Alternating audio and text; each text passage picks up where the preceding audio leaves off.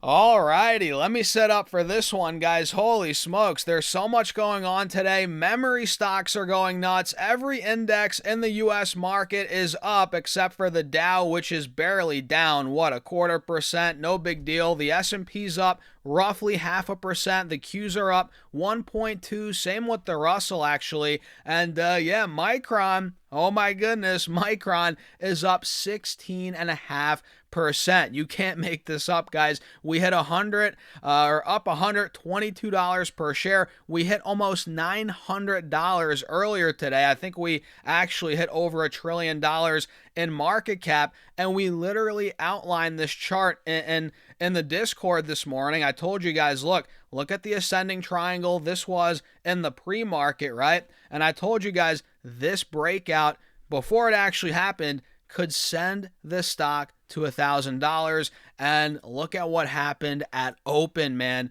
This stock took off like a freaking rocket. It opened up at 820. I think we called it out right around here, and it ripped all the way to 890. Now it's it's cooling off a little bit, and I wouldn't be surprised if it started running off this moving average and if it ran throughout the rest of the day. That's how these stocks have been moving, and this is not out of nowhere, guys. UBS actually tripled their price target on Micron, which we'll talk about here in a second. Man, this is crazy stuff. Happy Tuesday, man. Long weekend. We had a long weekend, and we're back, and stocks are just looking great across the board. Maybe not so much the Dow, but we can cut the Dow some slack considering they just hit all-time highs. So let's dive into it. First of all, I want to break down Micron. Let me show you guys what this analyst is saying, what UBS actually increased their target to, and what it was before. I think before it was right around $500 something a share. So we can see, yeah, previously they had a 535 price target on the stock. Clearly we're well past that, and now it's at $1,625. Think about that, guys. $1,625 is their new price target, and that is a street high. No kidding. And they're arguing the AI boom has structurally changed the market for memory. And typically, guys, these memory stocks, these companies, they're cyclical. Their demand goes up, it goes down. Their pricing goes up, it goes down. It ebbs and it flows more than in other industries, other businesses. And they're arguing that's going to smooth over, right? If we come down here, we can see, we've obviously talked about this before. Everybody knows this for the most part. But Micron has historically traded like a cyclical memory stock, and that's why their PEs are super low. When I bought Micron, I think it was like a forward P of a 4. Think about that, guys, which is nuts. So we can see Micron has historically traded like a cyclical memory stock, with investors worried about boom and bust pricing in DRAM and NAND, and UBS is arguing that AI demand is changing that setup by giving Micron more visibility into demand, right, and a smoother earnings path, which, hey, I mean, I can see why they're arguing that. But the thing is, what happens if they're wrong, right? What happens? This is the risk of buying Micron here. What happens if pricing does fall like a brick, right? Demand does fall off a cliff in a year or two. Yeah, this stock's going to come down along with a lot of these other players. That is the main risk. But again, they're arguing that's not going to happen necessarily, or it's more pushed out. These cycles will be longer, more drawn out than usual, right? And I can see that. This AI boom, this super cycle we're in, you could argue is going to last more than just, some people think it's going to last another year, 2 years, but this build out could last us through 2030, right? And beyond. And what if the demand is just way higher than we think it is? That's why or it's going to be way higher. That's why they're increasing their target, because memory, man, it's needed. And, it's a big integral part in AI and all these data centers and so forth. And that $1,600 price target would imply a market cap of about $1.8 trillion according to Bloomberg. And that would make it, one of the Mag 7 competitors, I guess, with Nvidia, Google, Apple, Microsoft, Amazon, Broadcom, Tesla, Berkshire, Meta. It's going to be in that group, which is a very obviously respectable group. Micron, man, it's been nuts. So at this point, it's completely breaking out, and again, I think this is the breakout that will get us to $1,000 a share. I genuinely believe that. We were talking about that in the pre-market, and now it's here. It's happening. And look, it's probably not going to go straight to 1,000. I mean, look, we'll get pullbacks within this leg up that we're seeing. But yeah, man, I think 1,000 in the short term is in the cards, and there's there's a good chance we honestly blow right through it, the way memory's been trading. Let me see what SanDisk is doing. I'm curious. I'm sure their stock's going nuts. Yeah, up around 8%. SanDisk is right near all-time highs again, just like that, guys. And a lot of stocks are moving. Let's talk about some other names here. What I'm looking to do, what I actually added to today. So the Qs are hitting all-time highs. We hit 731. So fresh all-time highs for the Qs, which is not surprising. Considering the futures market yesterday. SPY, same thing, all-time highs at 752. The Russell, I think, is right there.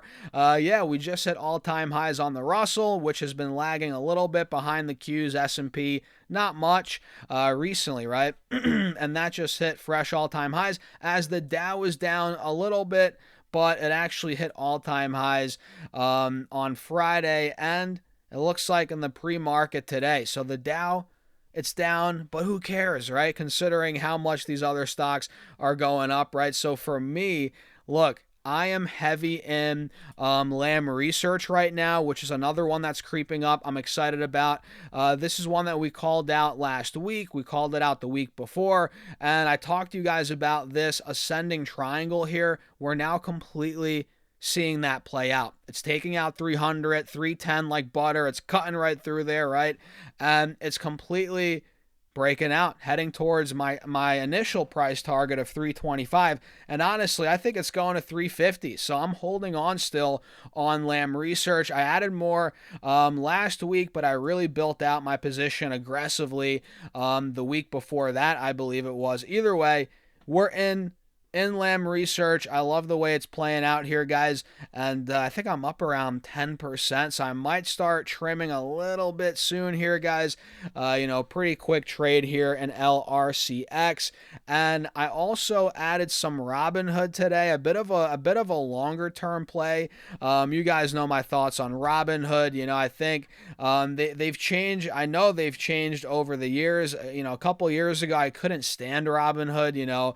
5 years ago. You guys probably remember that, but man, they have really started to grow on me. I've always liked the trading platform, the UI, but they, it wasn't as great of a platform as it is now. 5 years ago, they also weren't making as much money. They weren't signing up. They didn't have as many users. They didn't have all these different features, and now they're really just crushing it. And I see the long-term vision now way more than what I saw 5 years ago, right?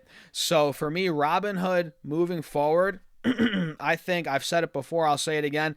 It's an $100 stock in the short term, no problem in my opinion. Next 3, 6, 9 months, 12 months even, no problem, $100. But if you look longer term, right, 12, 16, 18, or 12, 18, 24 months plus, I think we're going back to 150, over 150, right? It's at this point, the reasons why it's suppressed, the stock price, they're not going to last forever. So I added more today at $75, and I'm down on that buy, and I don't give a crap, right? I think anywhere in the low 70s, mid 70s, high 60s, mid 60s, low 60s, if it gets there, right? That would be something. But that's a buy. Anywhere on this level is a buy if you have a longer term mindset, and if you realize that the reasons Robinhood's down, they're not going to last forever. Crypto trading will be back. It moves in cycles. We've seen this before. I'm not a big crypto investor per se, but guys, go back on my channel. I've been doing videos for almost a decade now, Remember that crypto craze in 2017, right? Remember the crypto craze in 2020, 2023, right? Whatever. We've seen this happen so many times. I've been watching crypto for years, and we all know it goes up, it goes down, there's cycles, retail investors get exhausted, the sell off comes, and then they come back, and the trading appetite comes back, and it comes back even crazier than before. And that's what I think, exactly what I think is going to happen here with Robinhood when it comes to crypto. And crypto is a decent chunk of their pie, if you will, but it's, there are other avenues where they're making a lot of money too, and those avenues are growing, and it's going to make crypto not as big of a piece of the pie in the future, right? But I still like crypto, and I think, what I said applies here. Once Bitcoin starts to come back, we get bullish sentiment. I've said this before. Trading appetite gets, you get your trading appetite back. The average retail investor does. This thing is going to go nuts. Robinhood's going to benefit greatly, and the stock price will follow. So that's one of the reasons. Of course, there are so many reasons why I like Robinhood. We're not going to talk too much about it, but it's got the entire young investor class, and we're seeing that only grow from here. And more young people are using Robinhood every day, right? A new investor is born every day, and yeah, many people don't like Robinhood. Some people don't like Robinhood, but when you're first starting out, right, you're going to open up a Robinhood account if you're a young person in your 20s, your late teens, even late 20s, early 30s. People are opening up Robinhood, and once you get used to something, once you start building a portfolio in a brokerage, you get used to the UI, you get used to how everything works, right? The simplicity of it. You're not going to want to change. That's just how this industry works for the most part. And obviously, yeah, there's turnover. People switch brokerages, but not too many people do that too often. And Robinhood's just got a great brand, great brokerage, great UI. It's great all across the board. So yeah, I added more, and this stock was just literally at $95 about a month ago. So I mean, the big drop here after earnings, it's a buy in my opinion. So I'm adding Robinhood, HOOD, and LRCX. I would say those are my two biggest ones that I'm actively, adding, managing right now. Of course, we have other big names in the portfolio like Amazon. That's selling off a little bit today. Amazon's kind of been, boring, if you will, the last month. I mean, Amazon had a huge run in April. You guys saw this stock went from, 205 to start April all the way up to about 280. That was like 3 weeks ago, and it's been chilling since, and rightfully so. It's got to cool off a little bit. It looks like we're seeing support right around 255, 260, which was that all-time high, a couple months ago. That was resistance for a while a couple months ago. So that's a good sign that we're holding support here. Probably getting ready for that move to 300. I think it's going there, 300 plus. Let me actually get some water, guys, or coffee. Yeah. Excuse me, guys. Yeah, I think it's going to 300. I think it's setting up for that, and I think if you have patience, man, yeah, you're gonna be happy you held Amazon. Same with Nvidia.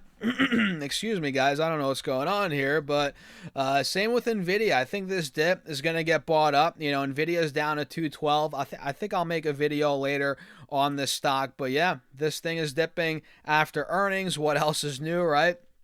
And yeah, it looks like the charts are healthy, and we'll save that for the next video. But now, for now, guys, that's it. Let me know your thoughts in the comments. Hit the like button. Make sure to subscribe and and check out my Patreon if you guys want to keep up with my actual portfolio updates and be a part of my private Discord. I need water, guys, so check out that link down below, pinned in the comments, or go to StockSurfS.com/Patreon. And with that being said, cheers.